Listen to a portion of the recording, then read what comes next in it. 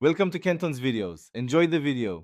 You start now, set a stable stance and load your weight slightly forward so you can launch.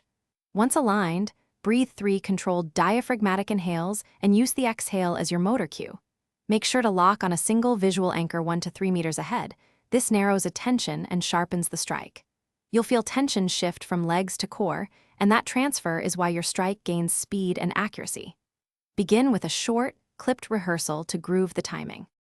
Now execute. Drive the motion from your hips and core, then whip the arm so the extension completes in about 2 to 3 tenths of a second. This controlled, explosive timing is why power transfers.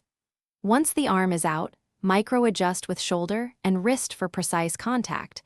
Small changes matter more than big swings. Make sure to keep movements economical. Avoid telegraphing by smoothing the load phase and retract about 30. Finish by reclaiming your neutral stance within about 0.6 to 1 second and reset your breathing so you're ready for the next action. Once done, transition smoothly into guard, a counter, or a controlled disengage depending on the situation. That handoff is why the move becomes practical.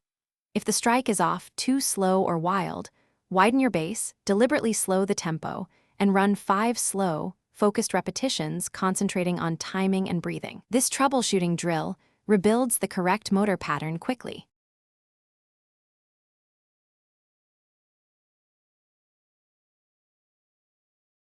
Thanks for watching. Consider subscribing if we helped you.